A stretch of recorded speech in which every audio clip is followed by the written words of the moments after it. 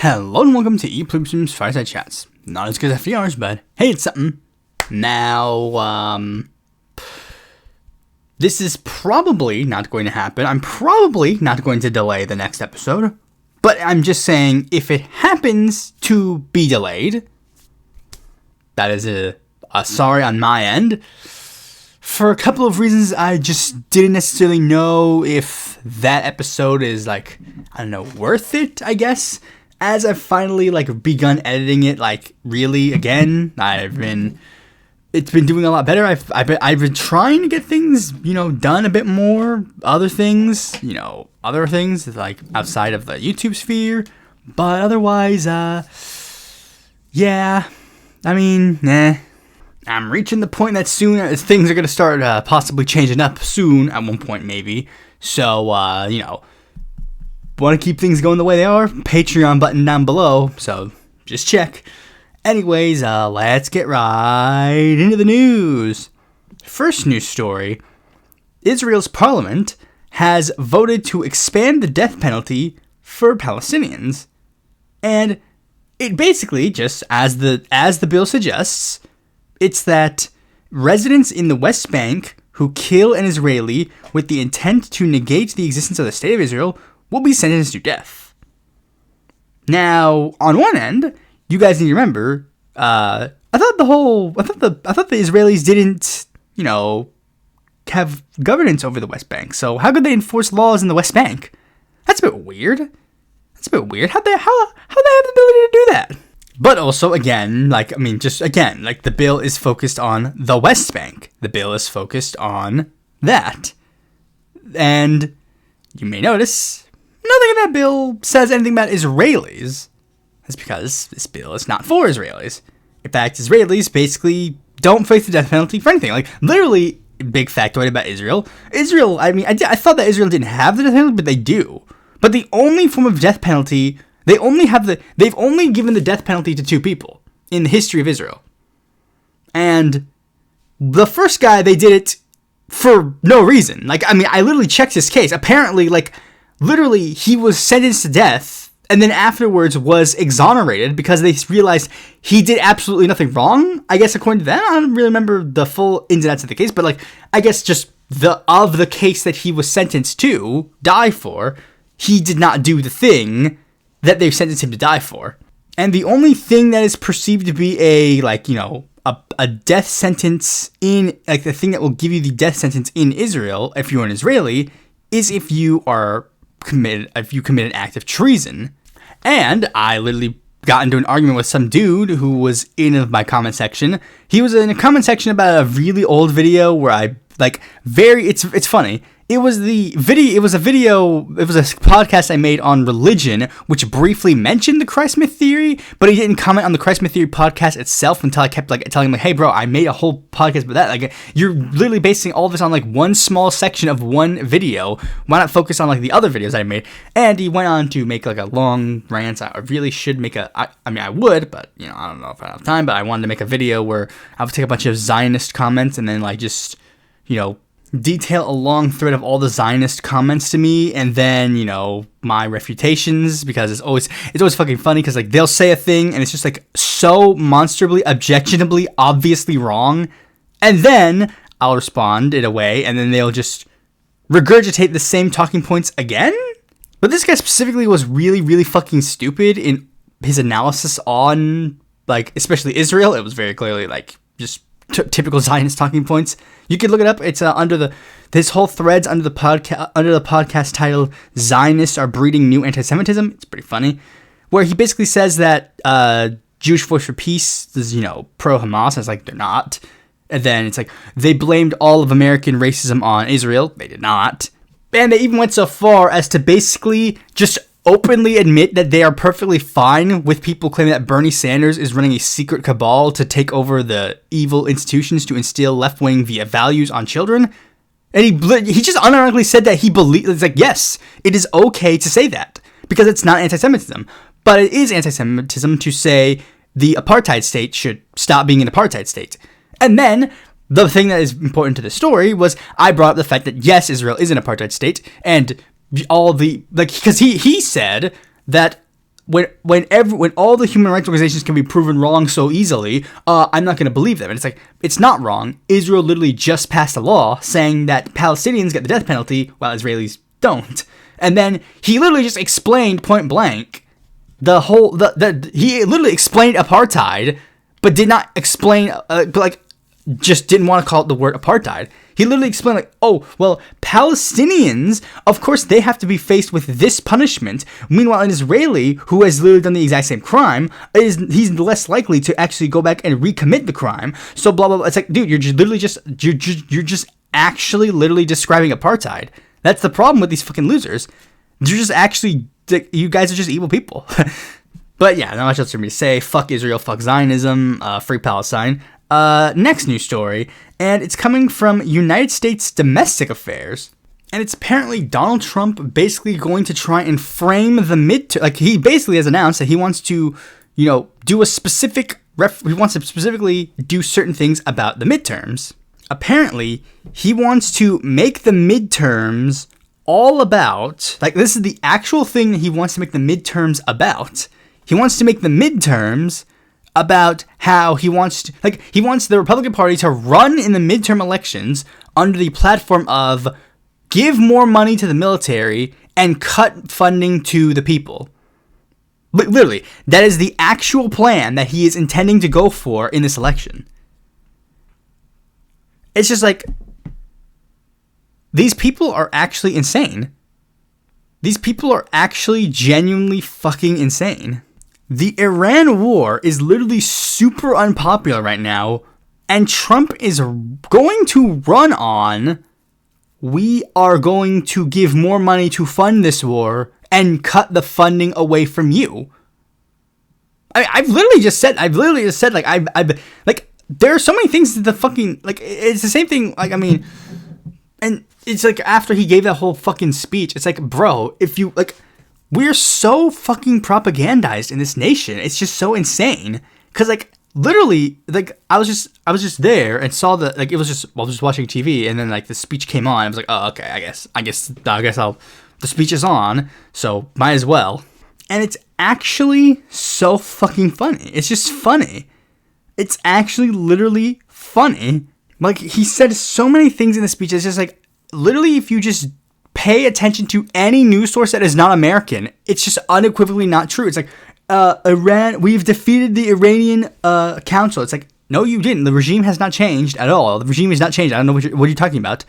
They're running and hiding. They're not. Like, there's videos of the Iranian president literally going around, and the people are literally, like, cheering him on. We don't need the Strait of Hormuz. It's like, that is fucking funny. That is hilarious. He's actually saying that he wants to, like, leave the Strait of Hormuz forever. Like, he's like, we don't need it. Our domestic affairs will take care of it. It's like, fuck you, fucking idiot. You fucking dumb fucking idiot. And then we see his supporters. All of his supporters are just saying the same stupid shit. It's just like I saw, like, a fucking tweet from Cat Turd. He's like, we should do these things, and then the rest of the world will start pulling their own weight. It's like, and all the things that they say are like, pull the U.S. out of this nation. Pull the U.S. out of this nation. Pull the U.S. out of this nation. Pull the U.S. out of this nation. It's like, you do know that's not going to help you, right? That is literally going to hurt you. The U.S.'s entire system of being the world superpower is almost entirely dependent on the fact that we are basically bankrolling and doing all the stuff for all those nations. When we stop, it's not weird. They're going to hate us. They already hate us already. It's over. U.S. hegemony is basically over, and China's rising.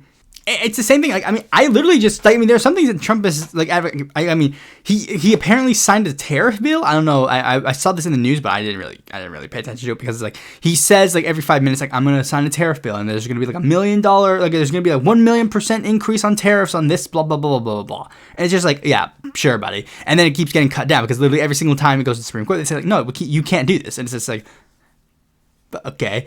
But it's like, that's the thing. It's like, when he says all this stupid shit, I'm literally just like, I literally want him to do it. I'm being serious. I want Donald Trump to put a 100% tariff increase on Japanese imports. I want him to do that. Because that'll immediately radicalize every single person. I mean, we saw this right now. Nintendo is literally like suing the U.S. government because of the tariff policies that have been implemented. Because again, they literally all they care about is their own bottom dollar. But anyways, whatever. There's not much else for me to say on that because it's just fucking funny to me. Let's move on to a sad news story, and it is the fact that the Supreme Court has ruled against a Colorado ban on conversion therapy for LGBTQ kids. And the decision was 8-1, with only Ketanji Brown Jackson dissenting. What this bill does in practice is like basically what the thing actually claims to say is that the state cannot claim that talk therapy it's basically they basically did like the thought experiment, like at least the liberals did, where it was like if there was a therapist that gave his advice to a trans minor to transition, that cannot be struck down by a court, much in the same way that the reverse can't be, like if they use their advice to tell a trans minor to non-transition, to which it's just like yeah, but like that's like, because the whole point is like, oh, we're just an opinion. It's like, no, but this is an opinion.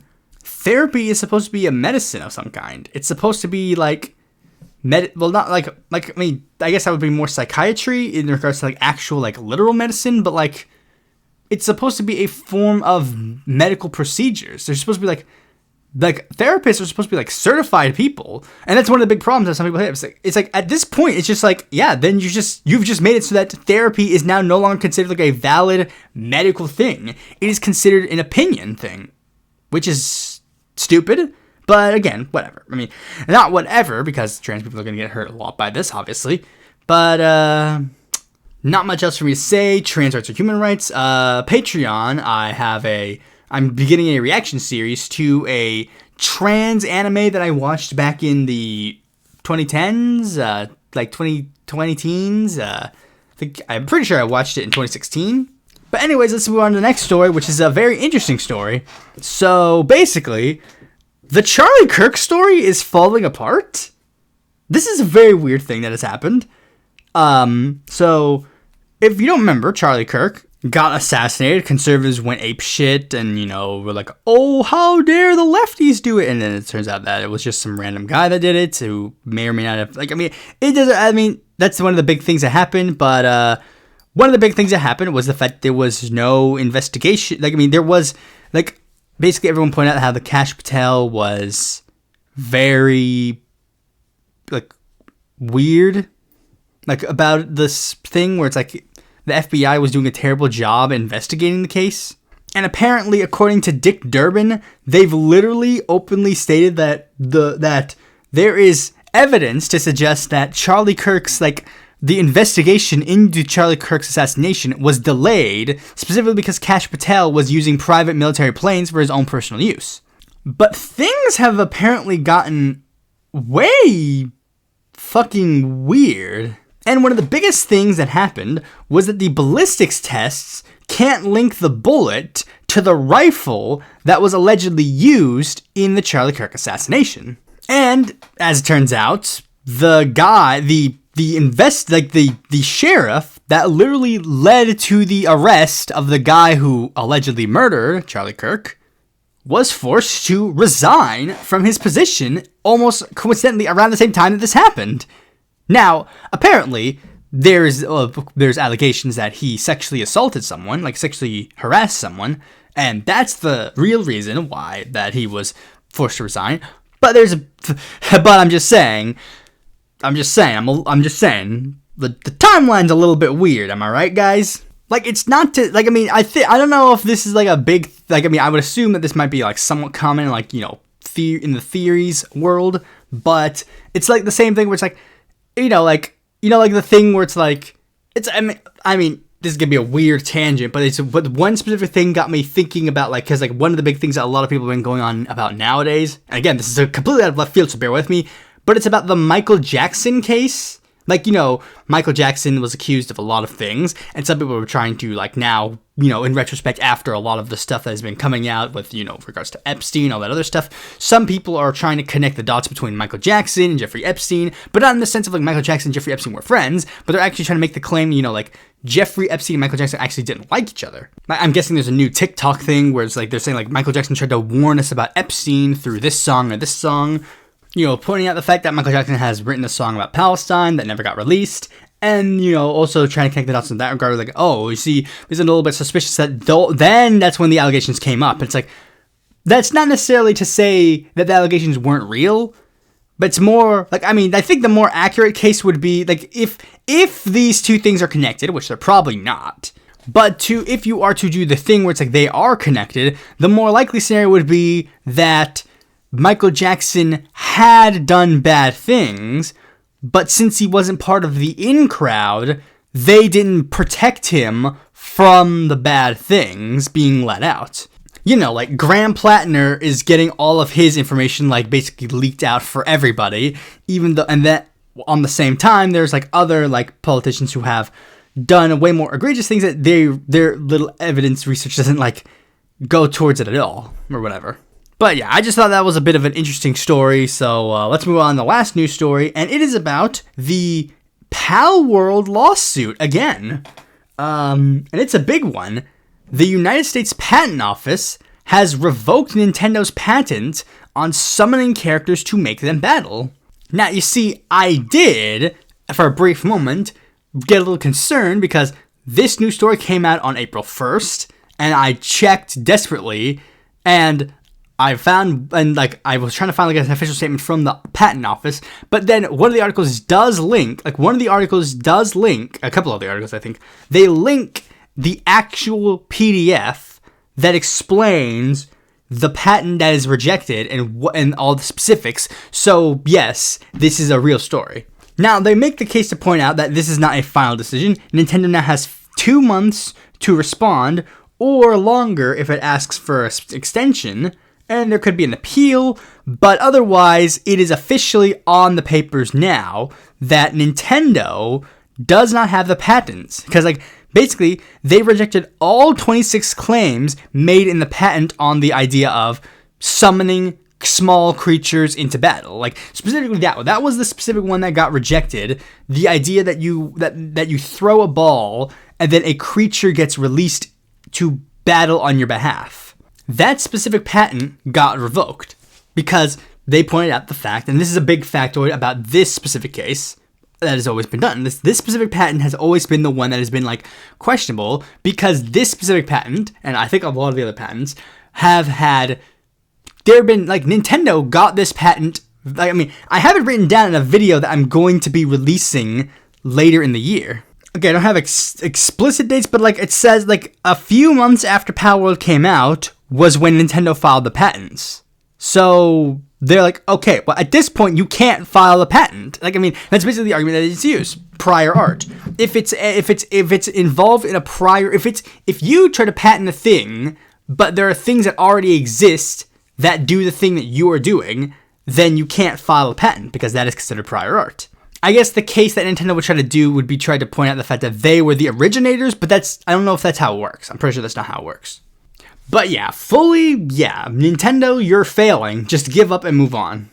Anyways, with that out of the way, let us move on to the main topic of this video. This episode is a very interesting one, and it's going to deal with an issue that has been a big point of contention for a lot of us lately. Some people are really starting to grasp the fact of online anonymity and a lot of other factors, and let's just get into it. Whatever you want to call it, digital ID, age verification, that kind of stuff, removing anonymity on the internet, whatever you want to call it.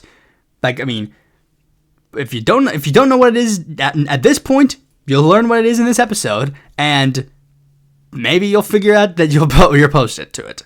All right. So first, I guess we should answer the question: what is digital ID? And well, what it is the culmination of most if not all, of the ways to regulate the internet. On the surface, it sounds like a simple ID card, but digital, which may include various biometric information that is provided to them. And governments have argued that in the digital age, things are more needed now than ever to regulate the internet and help people out. Particularly when it comes to regulating content online to minors. Most people kind of accept that adults generally can do whatever they want on the internet for the most part, with very rare restrictions, because, again, it's never a 100% anti-censorship, 100% pro-censorship argument. It's always how much censorship. For the most part, you're okay to do whatever you want as long as you don't break certain, actual laws. But in this vast digital age, minors are very much more likely to get access to the internet. So governments have argued that it's probably time for them to step in and regulate content to make sure things don't go out of hand. And on the first glance, sometimes it actually looks like a good thing. Websites like OnlyFans and Fansly telling you to upload an ID to verify that you are an adult to prevent minors from buying content on the site, or even worse, preventing them from selling content on the site, then expanding it to, porn sites broadly, on the first, again, nobody's really gonna complain on a first glance when you say, minors should not access porn. Even if we are not in a position to, say anything. For example, I'm just gonna be real. I was not 18 when I discovered internet pornography. In fact, if I were to tell you the age I was when I discovered pornography in general and started, let's just say, occasionally viewing it, you would probably be a little shocked.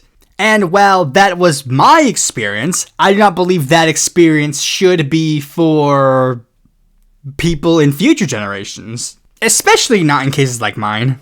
So again, on a first glance, it doesn't sound that bad, adding a couple of barriers here and there to prevent, certain things from happening, it's fine, fair. Pornhub not that long ago had to implement a rule because an expose was released that revealed that unverified accounts on the site were posting really bad stuff on the site. So Pornhub introduced a verification system where you literally only verified accounts that they could access and directly point to the police, be like, there they are, they live in this area, we have their IP, go there, that kind of paper trail. Again, nobody minds that. Nobody minded that. Nobody minded that. I when that happened, I saw a bunch of some people be like, oh no, my favorite stuff is gone now. It's bro, not gonna lie, it was a worthy sacrifice to make sure that there's an extra verification to make sure that very bad types of videos do not get out there. This video is going to be teetering a lot on a very TOS language. So because that's one of the major aspects of a sad truth of the world. Pornography and sex basically run everything. Every technological evolution on the internet, every technological evolution period, mostly revolves around porn. People think with their penises. That's the truth. But anyways, yeah. Again, most people don't mind. Most normal people don't mind a regulation here and there.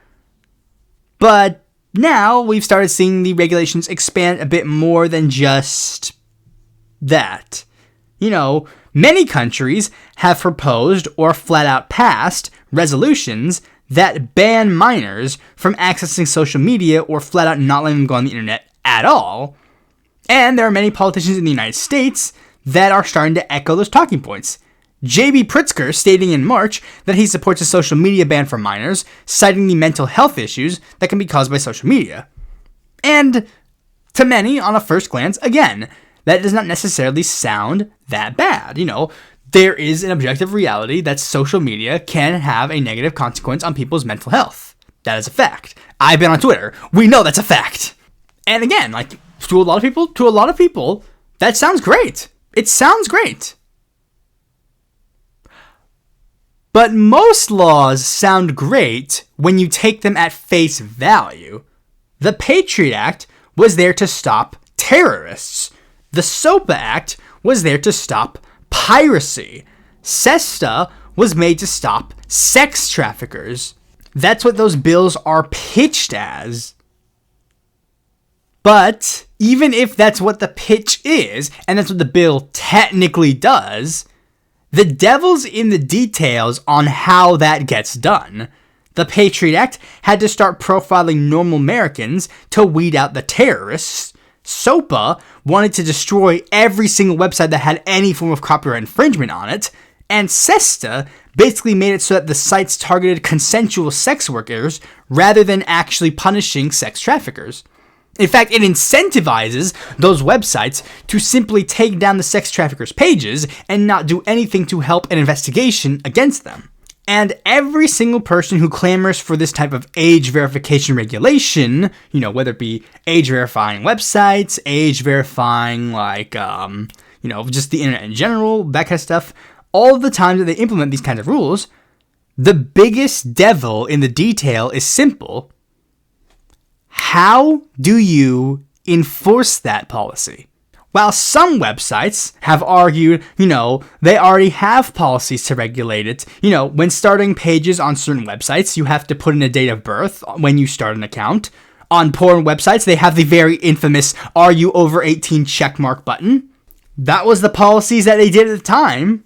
That was what they did to remove the culpability prior. Hey, it's not my fault. We gave the box that said. It's like, yeah, but come on.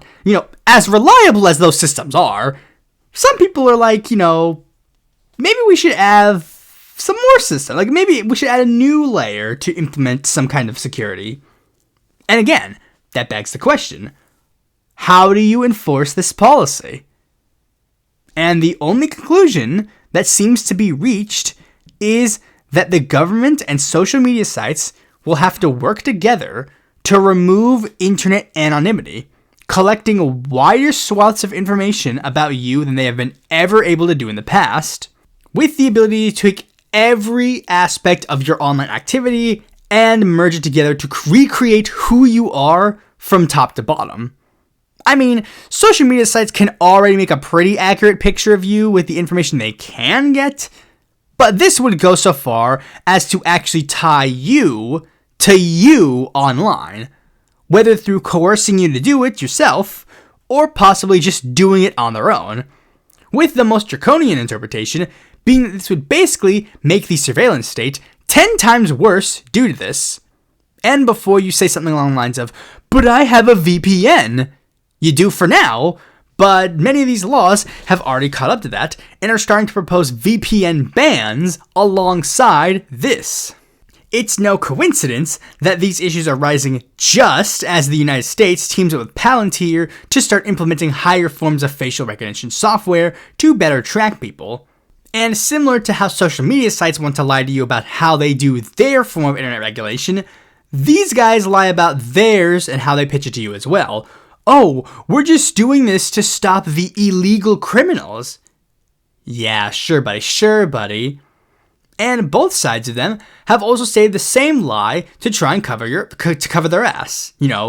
We do not save your data. All of this gets immediately deleted basically after you submit it. Well, then how come Discord somehow had a massive data leak in 2025 where people's IDs were released to the public despite the fact that you supposedly deleted afterwards? Newsflash, none of these people are incentivized to tell you the truth. James Clapper told Ron Wyden point blank to his face, "We do not collect metadata from every American," which pissed off Edward Snowden so much that he leaked, "Yes, we fucking do." And if you thought the NSA leaks were massive, oh boy, just wait till this project gets realized. There's so many questions in regards to the scope of what this would do. What's the line? Where is the line? How is this going to be due? Where's the line? That's one of the big aspects about this. Take notice of the fact that on a lot of the minute details of this implementation is not done directly by the government, and is instead outsourced to private industries like Palantir, because there are various different rules and regulations between the two, and one comes off as slightly draconian, even if the results are basically the same. Like that's the thing. Private industries have their own regulations, and the government has different regulations. But with the merger project between stuff like Palantir and the U.S. government, Palantir is a private company. The U.S. government is not a company at all. All the other sense. But when you when you make it so amorphous between the two, suddenly, that's a big thing. It's like, if it's amorphous between the two, there's so much you can do. There are rules that Palantir has to follow that the U.S. government does not have to follow. There are rules that the U.S. government has to follow that Palantir does not have to follow. But again, if they're a joint venture working together, all of a sudden, what rules do they have to follow and what rules do they not have to follow? If they break a rule that the U.S. government has to follow, oh no, that was Palantir. If they break a rule that Palantir has to follow, no, that was the government. If you want to get a conservative to get scared about this stuff, you can literally point out the fact that, make it, like, say something along the lines of, the U.S. government is trying to make cancel culture the law of the land. Like, literally, imagine if every single comment that you have made on an anonymous shitpost account was connected to you forever through your digital footprint, like being connected to you via your biometrics. Or if you want a more salient critique, compare it to the Chinese social credit system, where the government red lists and blacklists people due to certain behaviors. And, coincidentally, China is also trying to implement a form of digital ID to be fully implemented by 2029 to help bring this process up to date. There's actually a very interesting, I decided to watch a episode of Mr. Enter's series Technocracy, the final episode, which was the social credit series, the social credit episode, and he points out the fact that basically, the social credit system, because that's one of the big major misconceptions of the social credit system. The social credit system was started as a private endeavor, but then became, it kind of soon got swallowed up by the government. The government is basically again, it's a similar situation where the government can wash their hands clean of the affair because it's a private company doing it. There's obviously some differences, but give it a bit and probably won't be that much different. If you happen to think it's bad when China does it, oh boy, if the US had that capability, every bad thing that has happened in the past will and can and will be worse than, imagine the Red Scare, but with that kind of technology. Imagine, blacklisting of people who were opposed to the Iraq War, but with that kind of technology. Imagine all that stuff with that kind of technology. Now, the Nazis might sit there and try to be like, get fucked, commies. They might be funny and ha-has and being like, yay, Trump, and blah, blah, blah. But it's bro, you're next. Not only are you next, but that will literally affect you as well. That's one of the big things that I always want to point out with all of these policies. It's the same thing with the whole Trump murdering Renee Good and Trump murdering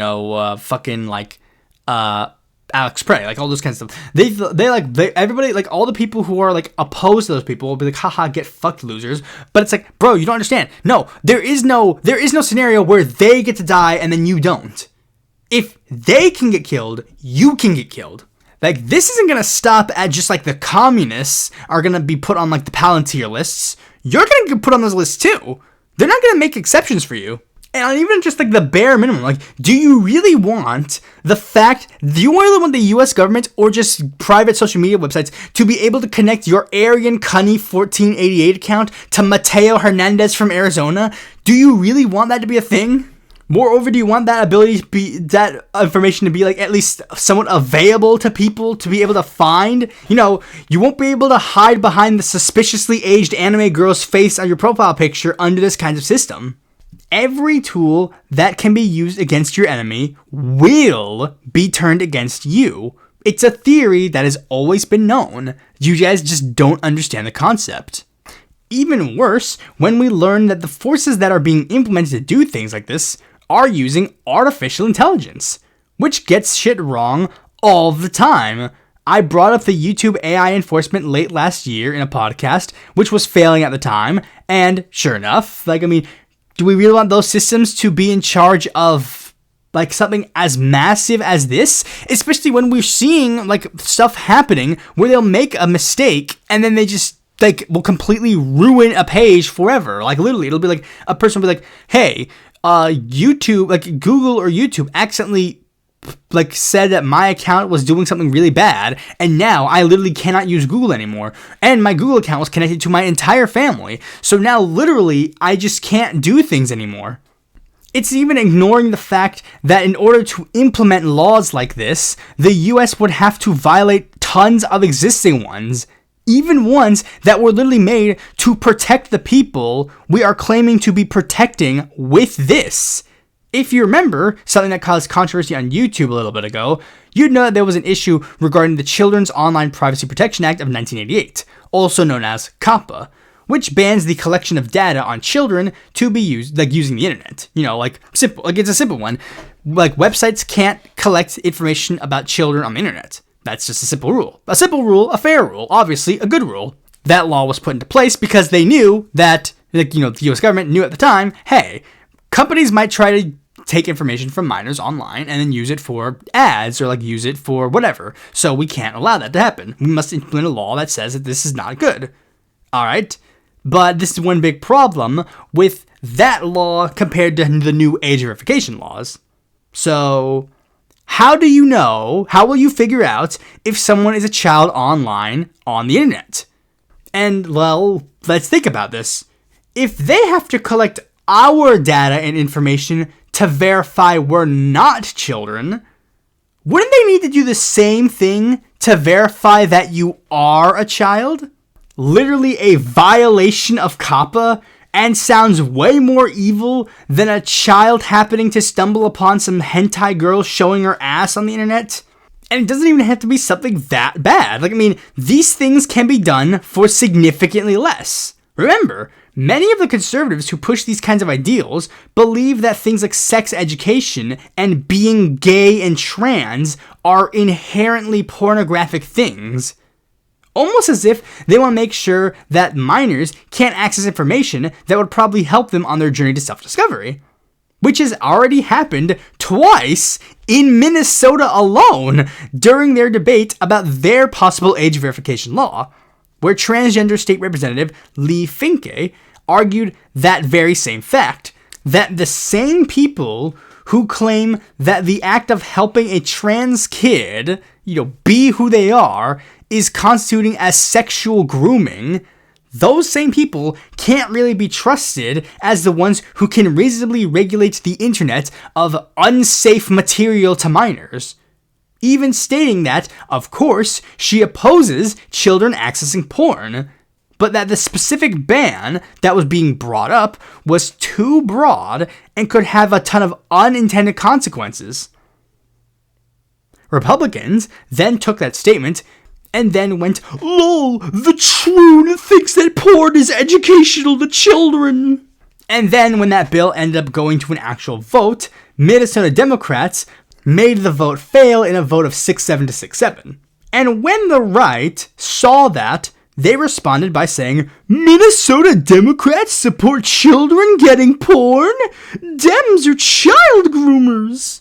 Ignoring the fact that their president pulled us into a war to distract from the fact that he is in the Epstein files and has fucked children.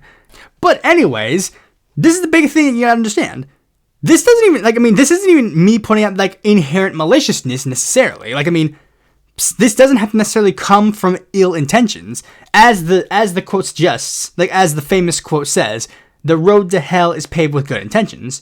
And there's just some people who really do genuinely want to do good things, but just don't understand the scope of what they do. I covered a news story last year about Texas Senate Bill 20, a bill that, again, on the surface, is meant to do good things.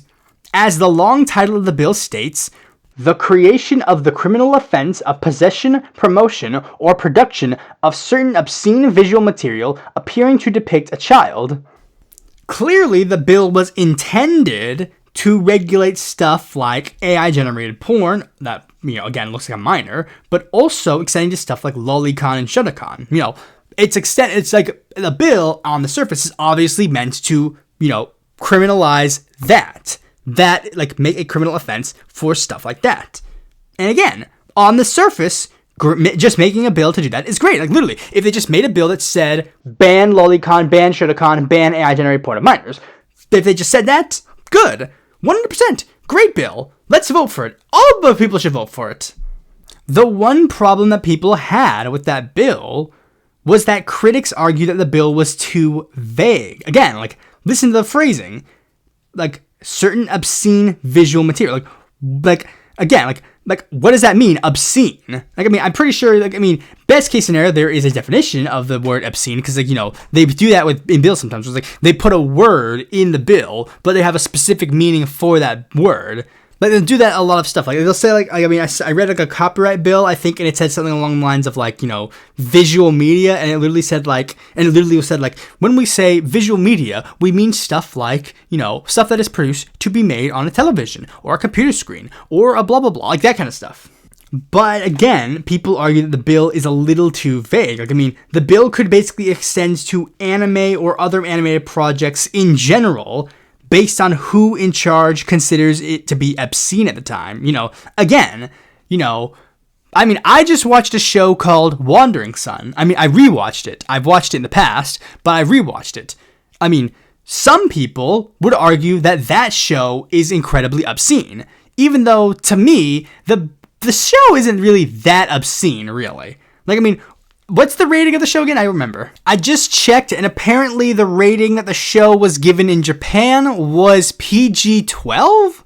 And that makes sense, I guess. The Japanese rating system is the Japanese rating system is G, which means everybody, PG-12, which is basically their PG-13, R-15 plus and R-18 plus, the general rules that are kind of generally obviously accepted, but of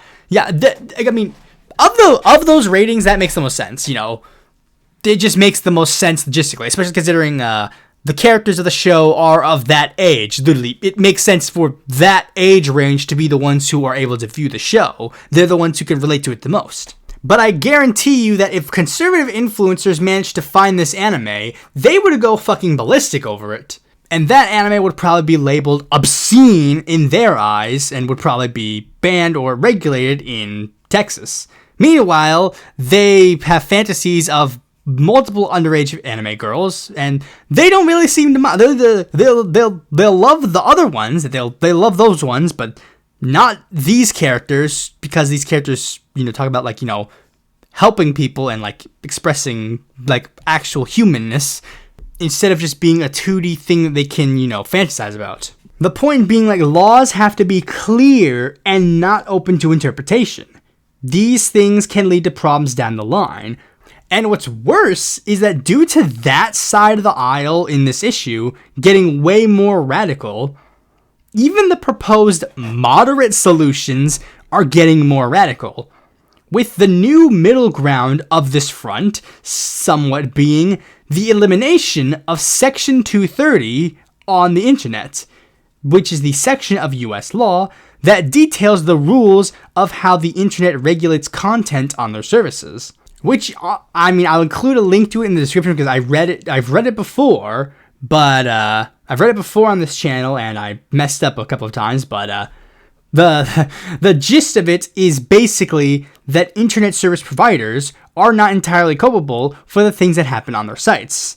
And that has been used for them multiple times to get out of being culpable for bad things that have happened on their websites. Some arguing that they should probably be more culpable, and with the rise of hate speech online, cyberbullying, social media addiction, as mentioned prior, they argue maybe social media sites should be held more accountable for their actions.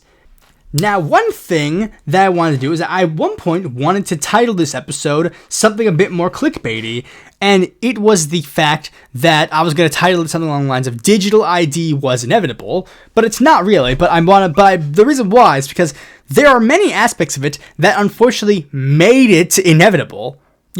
Nothing is truly inevitable, but factors happen that unfortunately make things happen to be inevitable. As social media and the internet have grown a lot more mainstream and commercialized and less indie, the rules have had to catch up to it a lot.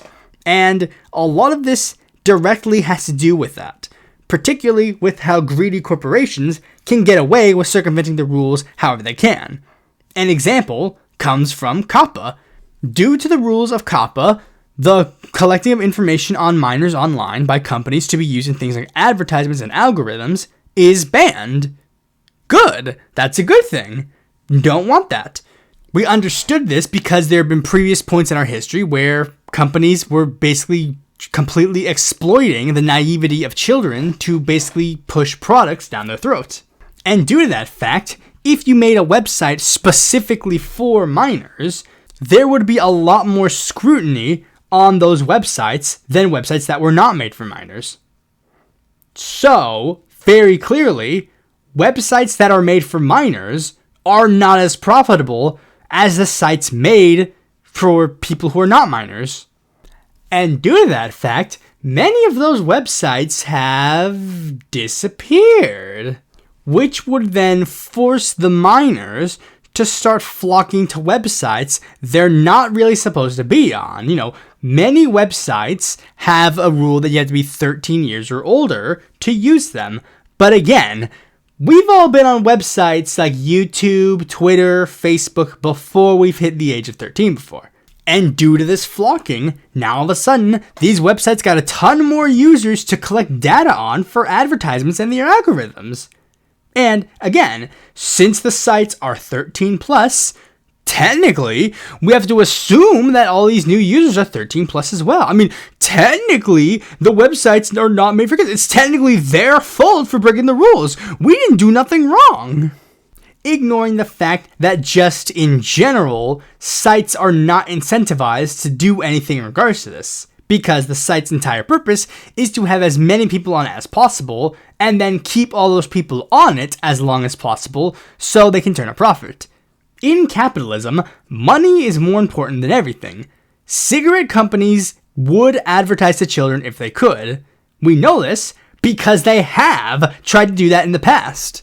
Which is why regulations on these companies were introduced in the past. Literally, but there's a lot of stuff that's been going on that's actually kind of insane. It's like the fact is, social media companies do not care about their user base or the harm they will do. YouTube basically bred online Nazism for a couple of years and didn't care until online advertisers wanted to pull out of their game. Same with Elsagate. They didn't care until they got caught. YouTube's COPPA controversy only happened after they got caught. Right as I was writing this script, YouTube and Meta were going through a court case about social media addiction, and then a document was leaked that explicitly said YouTube literally shut down tools that would be used to curb social media addiction. Because social media addiction is part of their brand. And since these sites won't do anything, the government feels obligated to step in. But I also want to acknowledge this fact. There is one small area where it's kind of our fault. And by that I mean our as the collective consumerists on the internet. For both good and bad reasons. Like I said, a majority of this was unavoidable due to all the prior stuff, but I'd say at least 5 to 10% of the problem falls on the consumer. More if we're taking the malicious reasons into consideration. I'm also sure that a lot of you probably are not, a lot of you probably also noticed the fact that a lot of this is going on right around the time, right after there was a massive movement in favor of Palestine, alongside electing a president that received $12 million from Israel. Remember, Donald Trump was the one who quote-unquote saved TikTok, and then magically posts regarding Epstein and Israel started getting suppressed on the website. It should also not be a surprise considering things like, repealing Section 230 and using the FCC and FTC to get more control over the internet under the guise of reining in big tech and protecting children online were in stuff like Project 125. Project 125 goes further and just wants to ban pornography, period, but, they can't go as far as they want to. You gotta mediate themselves a little bit. And on that side of this angle, I'd have to say, good job, guys. Online activism has become such a massive threat to the status quo that the fascists feel the need to try and stop it. Much like how the original McCarthyism rose after the Communist Party became so viable that McCarthy had to spend the last 10 years or whatever, not the last 10 years, but they had 10 years to build up and then they've spent 10 more years to tear it down. I have to say, good job, guys. Let's give us a pat on the hands. McCarthyism too has got to do something bigger. Let's keep it up, guys. Let's be big of a threat. The only element that I do not have to give a thumbs up on is people who are not specifically in this political angle of the internet, but, let's just be real. We all know the tropes of internet users, and one of the big ones is, online trolling and online harassment. It's a pretty common thing. It's a sad truth. People have abused their anonymity online, which has led to a lot of issues. The fact that anonymous brigades can lead to real-world harm is troubling. The fact that there is a pretty sizable Wikipedia page called Social Media and Suicide is not something to scoff at. Allegations regarding the Blue Whale Challenge to the hyperbolized hoax of the Momo Challenge. There is an anonymous forum called Sanctioned Suicide, which has been connected to hundreds of deaths, ranging from teenagers to old men, to other cases like Amanda Todd. That case being really fucked up, especially considering, I was literally doing research about that into going over this part, but apparently she was being groomed by an anonymous online group of men who were running multiple websites and had a show on YouTube where they loudly and proudly talked about their sick endeavors through a news segment that was done via copyright infringement. You know what? I guess I'll have to say it. No copyright infringement for you guys. Everyone else can commit copyright infringement, but you guys, you're fucked up. Poor attempt at levity aside, the point is, again, there are many people online that have abused their online anonymity. And due to that fact, should we really be surprised that there are some normies that are not necessarily fans of how this is? I mentioned Mr. Enter earlier in this video, but Mr. Enter actually explained it again, where he was literally saying, he literally said almost explicitly that, when this happens online, of course normies going to start being more hey, let's just remove anonymity online. That's an easy selling point. Shock of all shocks, normies don't like terrorists, which is how the Patriot Act was passed without immediate riots in the streets. That's just a fact of the world. The way most of the laws of the internet were made were basically encouraging a lot of self-regulation on a lot of fronts. In the forum aspect of things, it was basically meant to, they basically said, user, the internet sites, but then they pass, ideas like Section 230, which basically said, no, we don't have that much culpability. It's okay, then now it goes on to consumers. And, it goes on to consumers for all angles. Parents are supposed to monitor what their kids do online, and in the event that their parents failed, which we all know they were doomed to do, because the parents were obviously not going to know how to do a lot of things online, the role would end up falling upon the content creators. And in the event that we failed, which unfortunately we were doomed to do because we are not built to run that and post online content, the internet companies would have to do it. And in the event that they failed, the government was going to step in. And we've also failed at holding them accountable in previous events. Discord, YouTube, Twitter, Facebook. What happens when those sites do a bad thing? You log onto your page and complain about it. And then continue to use the site as if you're normal. Whatever. That's what you do. That's just how you do it. But let's not try to be doom and gloom. Let's try to do some positives. What can you do to do something to help people or save the internet or whatever? First of all, I'd recommend, I probably will include a link about the Electronic Freedom Foundation or the EFF or whatever they're called. But they're probably the people who are better equipped to handle this kind of situation than me. But here's some general ideas that I think would be beneficial to, do some things to at least somewhat try to make the situation better. One, a big important one, call your state and local representatives today and able to voice your concerns. Or else you'll get situations, like here in North Carolina, where certain age verification laws will pass with unanimous Democratic Party support. Next is a smaller one, a very smaller one, self-regulate your online communities. I've been doing self-regulation of my online communities, and, it's just better to do it in general. It's just better to do it in general in regards to all that. It's not necessarily the biggest issue, but it's just one small thing you can do. Next issue is, if a website proposes any form of some form of age verification, vote with your dollar. If YouTube proposes it, cancel YouTube Red. If Discord pulls through with theirs, cancel your Nitro. And if things get drastic, mass log off with the threat of account deletion. You might say, that's a bit drastic, but it is. It is a bit drastic. And that's the point. If we were serious, we would have been doing stuff like this a long time ago. And that is what led to Discord to pull back initially. That a lot of people were canceling their Nitros because they're like, we're not going to stand by this. And overall, this has happened before. During the SOPA debate, GoDaddy supported the SOPA Act. And due to that fact, many users just said, fuck you, GoDaddy. We're going to start mass migrating off the site to go to a different online website to go and do our website building. And they folded so fast. But nowadays, people don't necessarily know if that's a good idea for a couple of factors. The biggest things being that ever since that point, there hasn't been, we're at the point where the websites we use are too intrinsically linked to our lives, and we're more scared to do something like that. The internet monopolies have basically become supreme. Back in the day, you had options. If you hate YouTube, close your YouTube account, go to Blip, or go to Newgrounds, or go whatever. Hate MySpace, go to Facebook.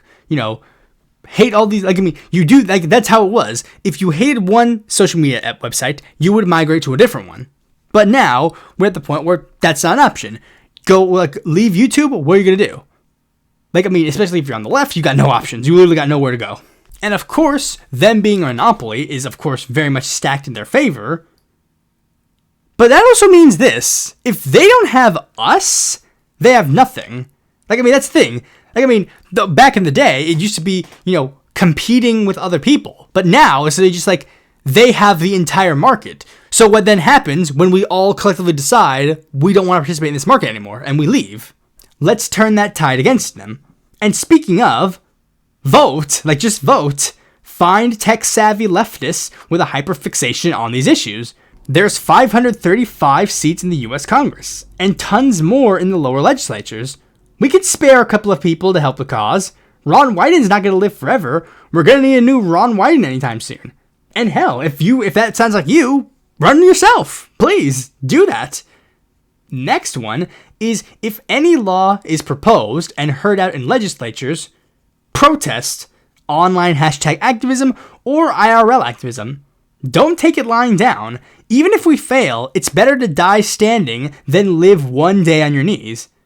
But things have worked well in the past. SOPA. SOPA was introduced and made it to the hearings process. It was basically supposed to be a rubber stamp bill. A general, it's a stop piracy bill. Of course we're all going to vote for it. But then it was activism among people on the internet that killed the bill. Across massive ideological lines, libertarians, leftists, liberals, progressives, or otherwise, people all understood this is a bad idea and we can't stand for this. And that's what this current day and age is.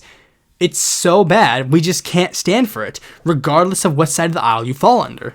And the big one is basically only in the scenario where we actually manage to get through and actually go and win any sort of election or whatever. The biggest thing to do to prevent this kind of situation from happening again is the fact that if, let's just say hypothetically, AOC gets elected president, she's gotta do something drastic. She's gotta break up these big tech monopolies. She has to.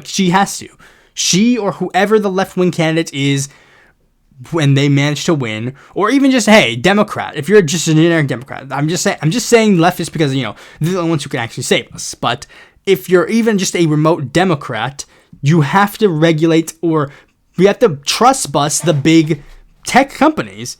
Google has to be broken up. All these sites have to be broken up, and they have to allow competition again, so that situations like this can't happen in the future. That's the whole point of trust busting, so that we can literally have options. The only reason people feel like that we're in a situation where we're not winning is purely because we allowed the situation to get where it is. It's just insane. But yeah, the internet is in trouble, and you guys need to do something to try and save it. Thanks for watching this video. Be sure to like, comment, share, subscribe, and click the bell to notify when a future video man comes out. And if you want more content from me, consider supporting me on Patreon.